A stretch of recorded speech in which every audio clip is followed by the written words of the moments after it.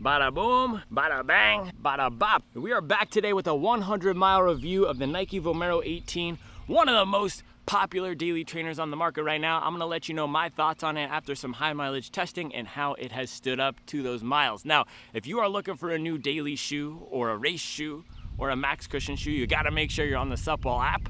Not only do we have the best buy, sell, and trade marketplace, and it's my app, and that's why I talk about it every day, we also have a great community of people doing reviews. So I'm 6'2", 155. I can give my experience and opinion on these shoes, but I run certain paces and mileage levels. People from across the spectrum of hobby jogging give their opinion on the app. So it's a great community of people getting after it daily. Get in with us and enjoy today's video.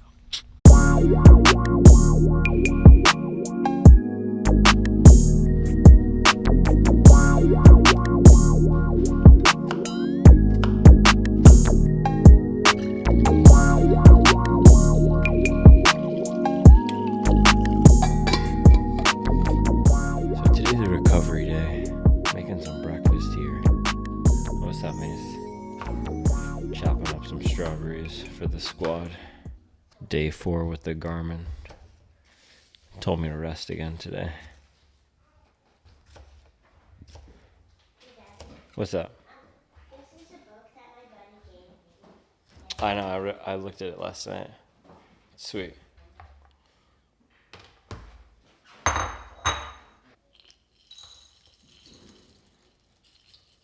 Homemade granola, courtesy of Charles.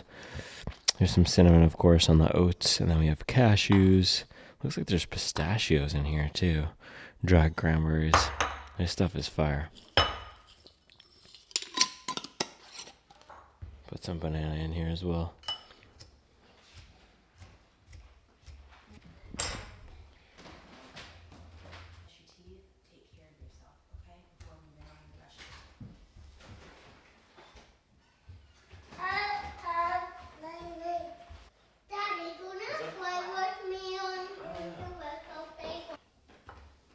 I mean, look at that. These are fresh strawberries, too. It's a banger right there. Let's get some oat milk on. The peaches? Peaches are not ready.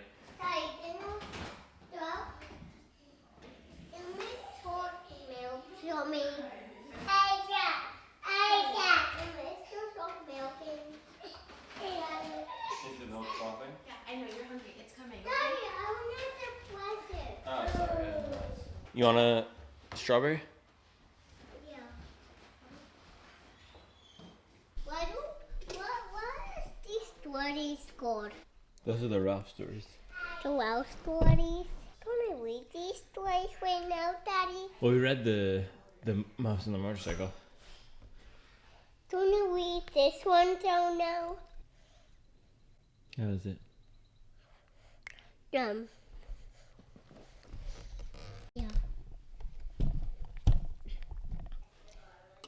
How was it? It's really good. Granola, banana, strawberry. Great combination.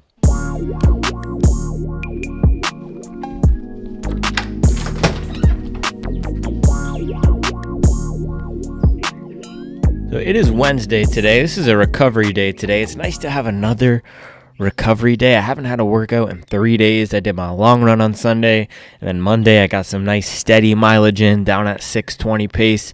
Yesterday, lots of recovery mileage, 14 miles of recovery, 10 in the morning, 4 in the afternoon. And now today, nice shorter hour-long recovery run this morning. I'm trying to do a better job prioritizing recovery so I could slam these hard workouts harder. And what shoe is better for an hour-long recovery run than the Nike Vomero 18 here? There are a few, but a lot of them are $200 or at least $160 plus. So this has been one of my biggest surprises of the year so far. Nike Vomero 18. For a long time, I stopped doing the 100-mile reviews because I felt like I was just randomly getting mileage on shoes to get it to this arbitrary point to do high mileage testing. And instead, I've pivoted the channel and my approach to running in the shoes that I think are going to be good for the runs I'm doing. And with the style of training that I've adopted over the past few months, and by the way, somebody said, you switched off the vibes training? What a soulless progression. No, the vibes training never dies. It's always vibes. It's just there's a vibe shift.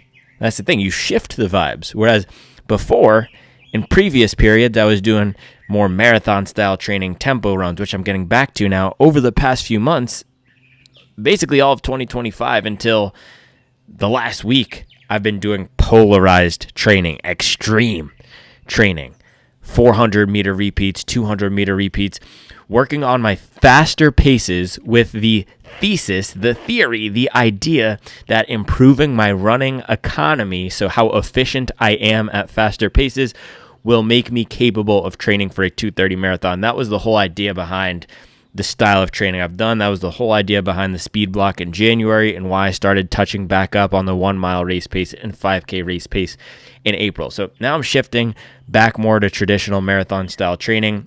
I just kicked off an 18-week block. I'm using or pulling from the Daniels system, but with the extreme training, the polarized training, I'd never trained like that before in my life. I never ran cross country. I never ran track. And it's funny because I follow my high school on Instagram, and they actually just got a beautiful track a few years ago. When I was there, the cross country and track teams it was basically nothing. They would just shove kids in a short bus or the plumbing vans that people have, those white vans, the unmarked white vans. Yeah, they would just shove the 8 kids who did cross country in an unmarked white van and have to ship them off to the other high school in town so they could train there. But now my high school has a really nice track, and maybe I would have done track if that was the case back then. But instead, I did lacrosse, basketball, and complete shenanigans. So I didn't train fast really ever in my life. I came into this as a hobby jogger later in life, so the majority of my training was just getting out and running, whether that's trying to set a 5K PR every week like a lot of us do when we're starting out, and then turning into marathon training, right? Increasing my mileage, doing 20-mile long runs, focusing a lot more on the endurance. So I know a lot of the hobby joggers out here have had a similar progression. You start running for fitness, you pick up the pace on each run, you're interested in beating your PRs, and then you come into the marathon. Maybe you'll do some track style workouts for marathon training, but there's not a lot of us out there who put intense focus on 5K training and mile training. And for me, I just felt that I'm now 5-6 years into running consistently. Hey, why don't I do the thing that I have never done? Maybe this can be some low-hanging fruit. And it has helped a lot in terms of getting those paces faster. Now, running economy, the theory is that is one of the 3 key pillars of marathon fitness. That's from the Daniels system, right? You have lactate threshold, you have running economy, and you have VO2 max. The lactate threshold and the VO2 max are a lot easier to measure. Running economy isn't something that shows up on paper. One way you could measure it theoretically is looking at, okay, at a 160 heart rate, I can run 10 miles today at a 7:30 pace. Last year, I could run those 10 miles at an 8:30 pace at a 160 heart rate. That is an improvement in running economy. So that's the whole theory. You want to become more efficient at faster paces. And with that training, it left my body completely wrecked. It would take dang near 3, 4, 5 days to recover from some of these workouts. And so instead of pushing the pace on a lot of my daily miles, getting down to 7 flat and 650 and 630 and 620 and even 6 flat, man, I used to run a lot of my daily miles before I started structured marathon training in 2022. I would just get out and hammer all my runs at a 620. But with adding the volume, adding the intensity, and adding the structure, those paces slow down, and especially training at the top speeds, which for me are below a 5 minute per mile pace. And it's funny because I've only ever run one continuous sub 5 mile, but I've trained so much over the past few months with the shorter repeats at those paces. And that's the reason for doing repeat style workouts and breaking up the work. It's so that you can do a higher volume of intensity, allow the body to recover. Because if you were to just do, say a workout is 8 by 800, that is 4 miles of work. If you tried to run 8 by 800, that equivalent 4 miles straight at a tempo pace, you wouldn't be able to do it as fast as breaking it up and doing it in 8 reps. So did a lot of work at those faster paces, left my body smashed. And so I've been gravitating towards shoes like the Nike Vomero 18 for my everyday miles. And that is why it's up at 92 miles right now, and why this morning we are going to get it up to 100 miles. The key quality of this shoe that I've been so impressed with is just the comfort. So you have this massive Zoom X stamped on the side here. It's not actually an entire slab of Zoom X. The one that's coming out soon, the Vomero Plus, which will sit above this and be $180, I believe, that will have full Zoom X. That will be the invincible replacement. This is the replacement for the Vomero 17, which was low-key one of my favorite daily trainers in 2023, 2024, early 2024, when it came out. The differences here are they replaced the Cushlon on the bottom, which is a very underrated race foam, with React X. So this now has that React X from the Pegasus, from the Peg Trail 5, from the Infinity Run.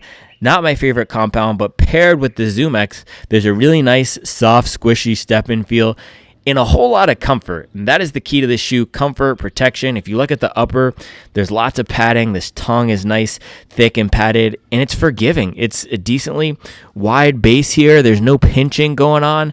The upper is soft, and this foam does a really nice job providing a smooth, reliable, and cushioned ride. So the overall experience of this is taking the burden off the legs. This is not a shoe where I'm going to lace it up and start hammering. Matter of fact, I don't know if I've ever run a sub 7-minute mile in this.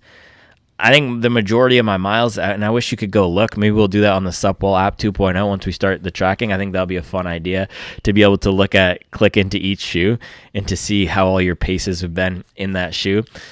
It could even show you 90% of your volume in this shoe has been on 830 pace or slower. I do think that's what it's been in this shoe.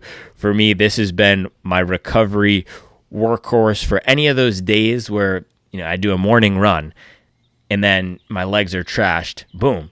This is just such an easy shoe to run in for those afternoon miles. It looks like vanilla ice cream. It also goes down like the vanilla ice cream on a warm July afternoon. It's a great shoe for just getting out here and being comfortable. It's not going to force me to run too fast. It allows me to land on the back, land on the middle, land on the front. Overall, a really solid shoe. So up at 92 miles, I've enjoyed it a lot, and that's why it's at this 100 or almost 100 mile mark for me. It's been a consistent training partner, and the shoes that I get up to high mileage now are not necessarily the most exciting ones or the fastest ones. They're ones that I train in the most, and I have access to everything that's come on the market because I've bought it to test on the channel, and this is one of the shoes. No, it's not the most expensive. It's not the most exciting. It's $150 right in that middle zone for a training shoe in 2025, but it spikes in reliability and comfort in getting the job done. So this morning we'll put one more recovery run on it, and I'll give you my final thoughts.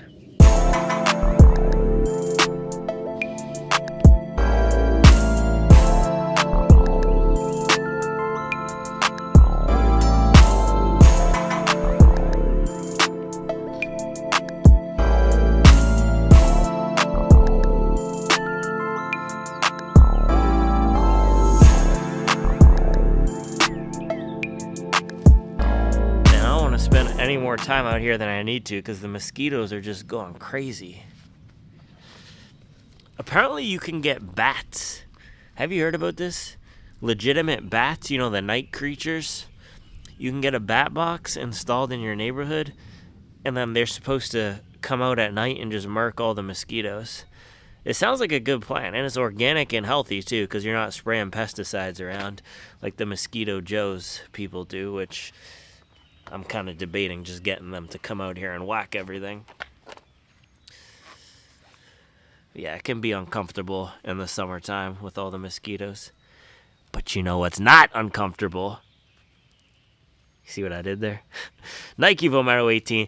Man, the step in, the lace up, the fit and feel, the experience of putting this on, it really is one of the most comfortable experiences out there every single time. It's one of those shoes that you just look forward to putting it on. And if you think about shoes like the Mach X2, the Neo Zen, some of these more exciting ones that have an upper where you have to fight to put it on, I've talked about this before and other people have mentioned and said they connect with it too, but sometimes you don't want to run in a shoe just because it's going to be a fight to put it on. If you just worked an 8-hour day and you're going to hop on the treadmill for 20 minutes, you don't want to fight to put your shoe on after you just fought to get your toddler in bed. This is a no fight, no hassle shoe. It is so easy to lace up, and it just feels nice putting it on your foot. It really does have this comfortable duvet quality to it. It's like a fluffy, down-filled duvet that you might have at a nice hotel staying in vacation. And then, yeah, the bottom here is just a comfort cushion pillow. It really is top 5 comfort shoe. I think it's about time I do another list. Last year I did a top 10 most comfortable shoe list. This would 100% be on that list. Top 5, maybe even top 3. Walk test.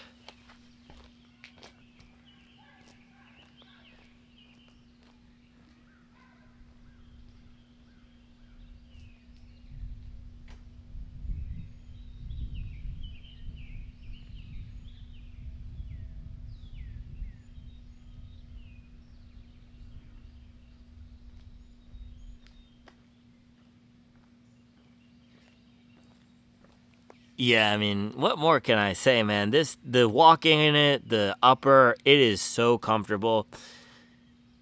I might have to, I don't know, I can't buy another pair of these because that's just absurd, but it's that good. It makes me want to have a pair just for casual use, and I don't walk in my shoes. That's how I keep them nice. I like to keep them nice so I can do comparisons and put them on the channel and just keep them just for running. But this is a shoe where I would seriously debate just getting a pair for summer drip, having this as my running shoe. It's that good. It is that good. So if you are looking for a new walking shoe, something to replace your old Brooks Ghost Max or your 1080, this is a great pick. And I like the style and the look of it as well. They also have an all white. They have an all black. They have basically every colorway you can imagine. I think they have some orange and more neon ones if that's what you're looking for. So the style is great. This is a solid 7 to 8 out of 10. There's nothing wrong with it. If you like Nike, you like how this looks. And the feel is an 11 out of 10. The comfort. Now, the one thing some people might not like is the 10 millimeter drop. I personally don't mind it, and it doesn't even feel that aggressive when walking, but what it does do is it slants you slightly forward here. I really don't mind it, especially for standing and walking. But let's close out this 100 miles. Nice 8-mile recovery run this morning. I'm on the later side today, so let's just do this thing. Swag. Look at that. We got the retro Supwell V1 Up Your Best shirt. Can't even buy this in the store. Alright, people told me I needed to wait for the GPS. This is the thing, I don't have time to wait for the GPS. We're just gonna run. I shouldn't have to wait for the GPS. The GPS should have to wait for me. What's the point of having a GPS watch if you have to wait for the GPS? It's like waiting for your watch to tell the time. What the heck?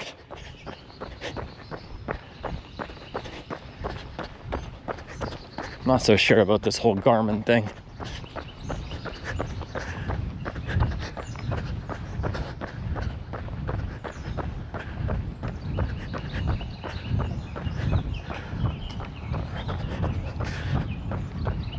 And I'm gonna keep it nice and easy this morning.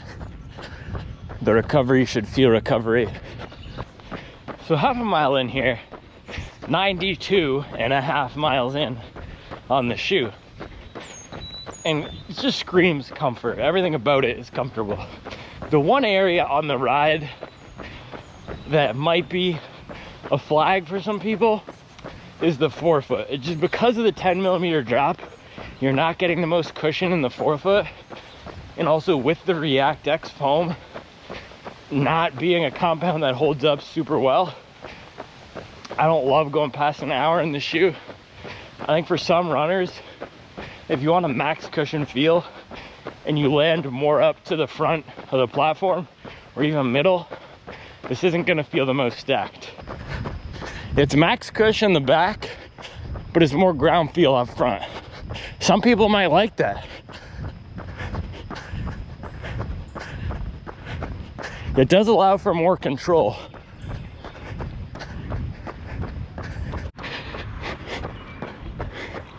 These shoes can really help me dial in my paces and execute these runs how I want. For example, putting this on is like training with a friend that's a few minutes per mile slower, because anytime I put this on, I know I'm not going to be hammering. yes, I can start running fast in it, but it naturally just locks me into an 8-minute pace.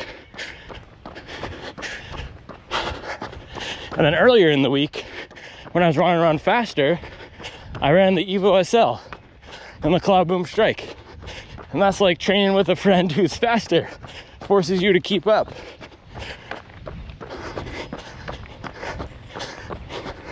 So that's the helpful aspect of using these shoes as tools. I'm so sick of running hills. I'm sick of it. I'm sick of it. Man, I can feel it. It's my nutrition. It's just been killing me recently. It's not the quality or the types of food I'm eating, but I'm just not getting enough calories during the day. And the timing has been so off.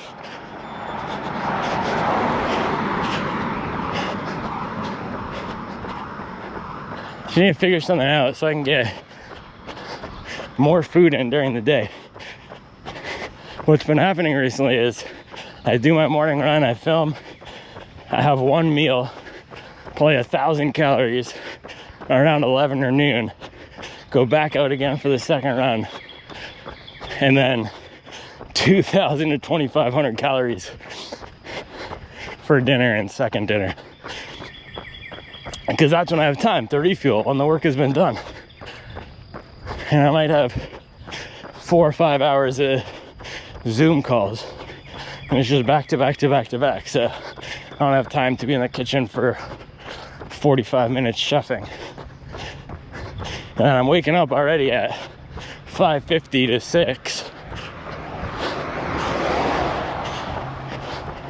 Usually getting about 7 hours of sleep. So I guess I could sacrifice sleep to try to meal prep. I don't know. It's a puzzle. But I can feel it. I've just been under fueled. On and off, on and off. It's like Sunday, I stayed on top of it so much. I ate a lot more than I normally do, and I felt great. And so Monday, I was able to come back out after the long run and have another really strong run. And then past few days, just been lagging again.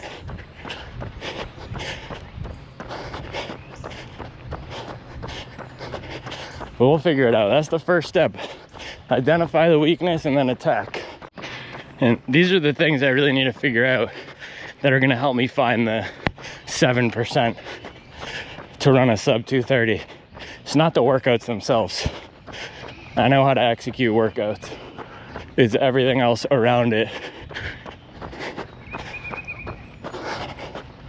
So I can give myself a chance to execute strong.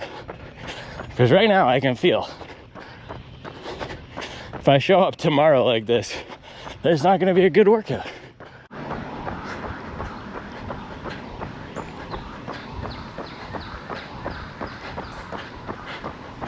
I thought that was Charles from far away, but then I was thinking it would be embarrassing and she'd be mad if I thought it was her and then it wasn't her, but it's her. Hey, she called me handsome.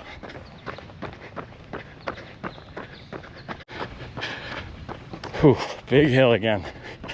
There's nothing like 400 feet of elevation gain on a recovery run.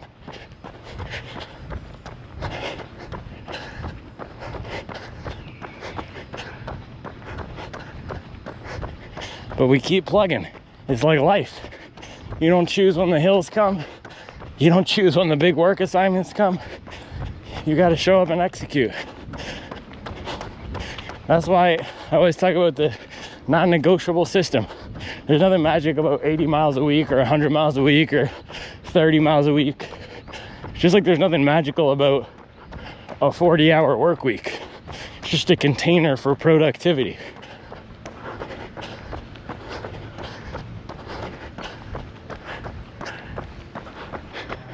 Man, this thing has got to be a top 5 slowest shoe on the market.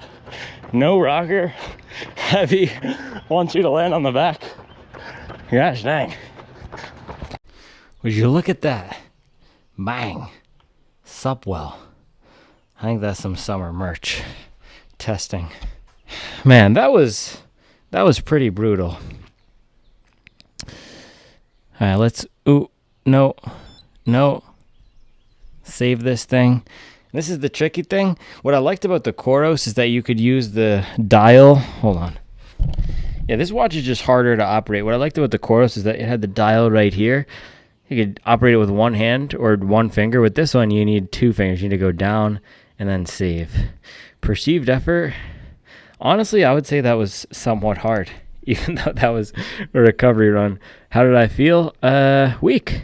Yeah, weak on a recovery run. And here's the thing. I think my heart rate was actually super low. But this is why I don't train by heart rate. Just because my heart rate is low, it doesn't mean it was an easy run. Let's see. There's lots of data and lights and flashing and everything. Oh, my goodness. Yeah, average heart rate 130. Average pace 820. Just about 8.5 miles, 8.39 miles. 1 hour, 9 minutes. 56 seconds. It's my nutrition, man. It is my fueling. I just need more calories. I can feel it. More calories and at the right times. It's hard because I've been eating like a camel, doing big refuels at night when I have time. But I can feel it right now. So that's what I'm going to prioritize today. It's tough. It's tough with the 3 kids and rushing around, and we don't have time in the morning. We have to drive to school at 7 a.m. and people are waking up screaming in the house at 6 a.m. already. So it's not like there's a ton of time to meal prep in the morning. And then I think at night is probably where I can find the time. And there's going to be trade-offs and sacrifices, not as much downtime. But I guess with meal prepping, I can listen to a podcast or music or something. But I think that's what I'm going to try to start doing, just getting lunch and breakfast prepped the night before so that I have easy calories and can just pop something on the stove or in the oven for the next day. It's just, not having a plan. I honestly feel like with the nutrition, I need a plan because you wouldn't do a marathon training block without a training plan, right? Right now, I feel like I'm just flying blind without a nutrition plan. I don't need to plan out 18 weeks of meals, but just having the next day know what I'm going to have for breakfast and lunch will be huge because I feel like I've been operating just consistently at a 600, 800, 1,000 calorie deficit, and it just makes recovery so much harder, man. I need to be on that Michael Phelps diet, bro.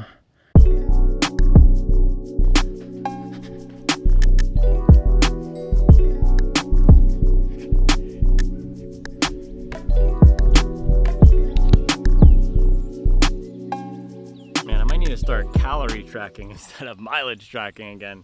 I used to write down everything I ate. I had a food journal for a while, and it's super helpful to be mindful of what you're putting in your body. And again, it's not necessarily the quality of the calories I'm eating, it's the quantity and just getting it in correctly. Anyway, recovery day, that's the whole point of what I've been talking about, man. On these recovery days, we just put up this clip on Instagram. I was talking about this a few weeks ago, but I don't always feel the best. We don't always feel the best on the recovery days. We need to take the pressure, the intensity, the high stress down, and this is when we absorb the harder training of the past few days. And so on days like today, that's when I like using a shoe similar to the Vomero 18.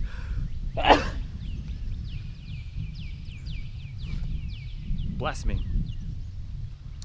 Yeah, something comfortable and cushioned. So let's get into it. We now have 100 miles on the Vomero 18. This is Nike's comfortable, cushioned cruiser. This is the thing that's designed to withstand a lot of miles. It's supposed to be durable. It's supposed to give you that support, take the burden off your body. It's not designed to be a fast shoe. They have very many fast shoes. Alpha Fly, Vapor Fly, Streak Fly, Rival Fly, Gloom Fly.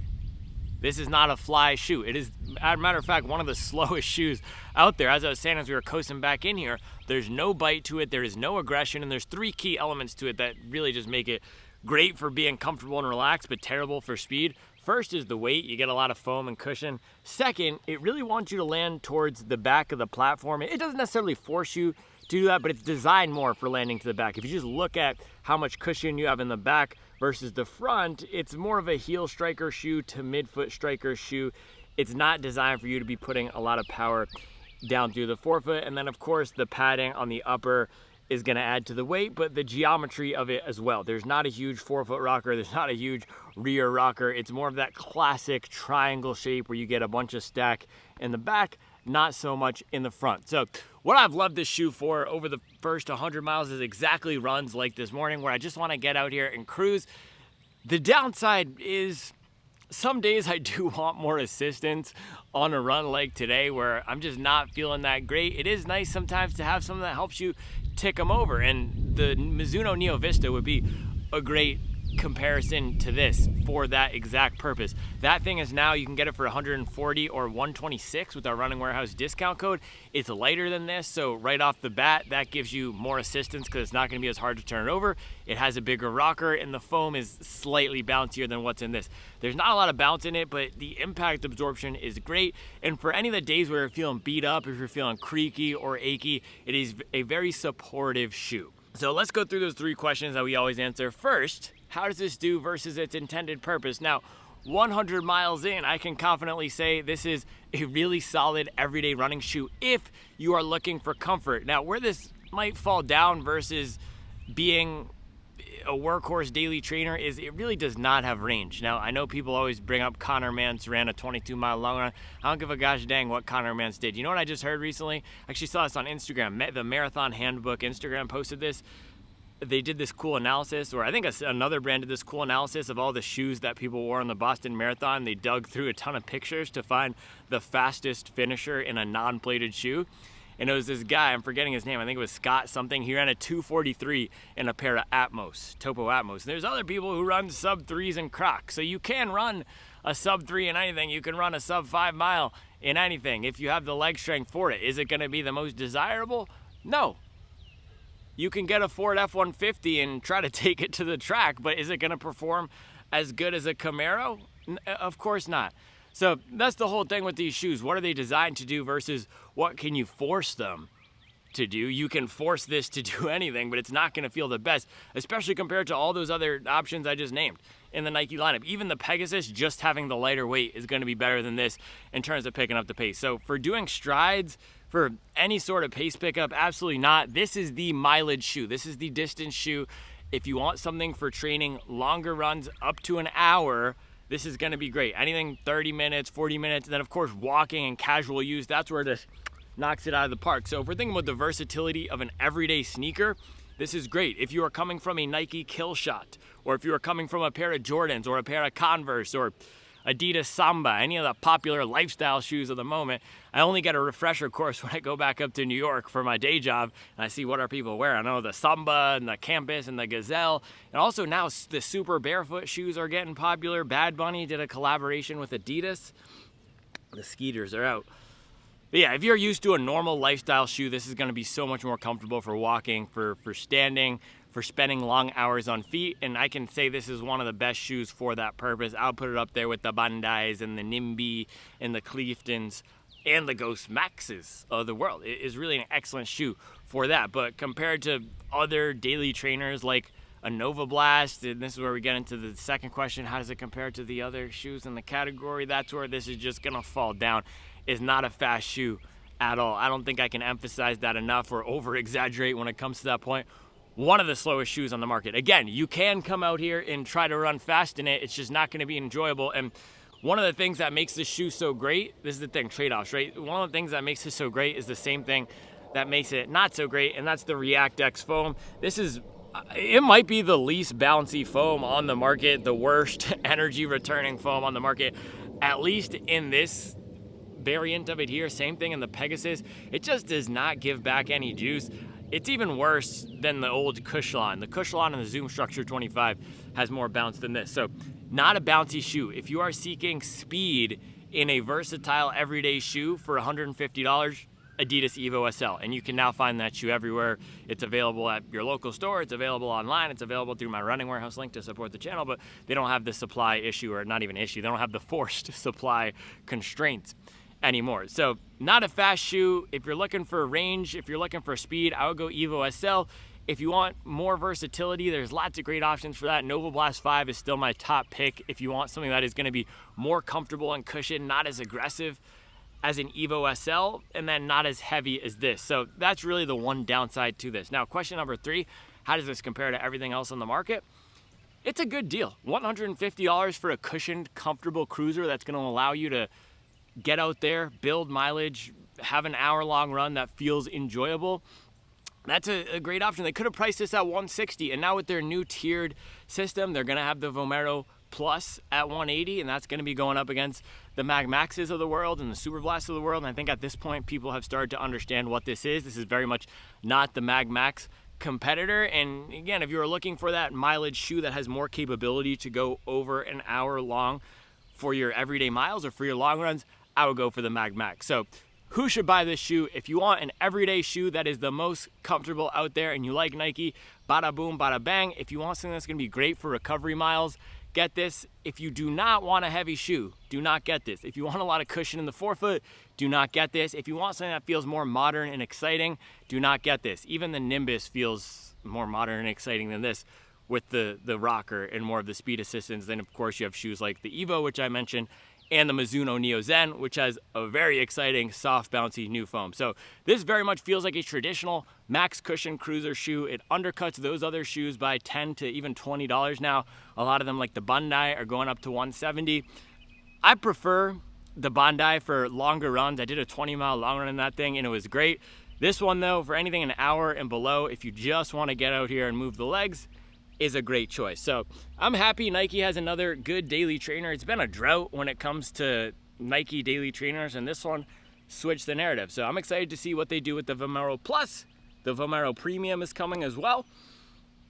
Yeah, they have the Peg Premium, which is more of the fun, floaty cruiser option. So if you want a unique and different ride that is exciting, again, you could go for that one. But if you want something traditional and reliable for running slow, this is a great choice. It's the best slow shoe of 2025. And then, okay, I guess we have to do durability. I didn't even show this up at 100 miles. Not bad. Yeah, so the nubs wore off, but the wear has stopped, and we still have a really thick layer back there. So I anticipate this will last up to around 200 to 280. Probably. It's just shaved off some of these nubs, which it's kind of weird that they put such aggressive lugs and nubs on a road shoe in the first place. But there you go. Yeah, Nike Vomero 18. This is Supwell certified. The 17 was Supwell certified, and I'm glad to say this one is as well. It will be a nice shoe as part of a rotation, and it's not going to be a do-it-all shoe for someone who wants the most versatile option out there. So I hope you enjoyed. That's all I have for you today. I'll be back tomorrow with another video. Wow, that's crazy. I finished that right on the hour, and now I'm waiting for someone to give me a call. I really hope I did not miss the call, man. I am hungry, holy cow. I'm about to take this call super underfueled. Gosh dang. Hello, this is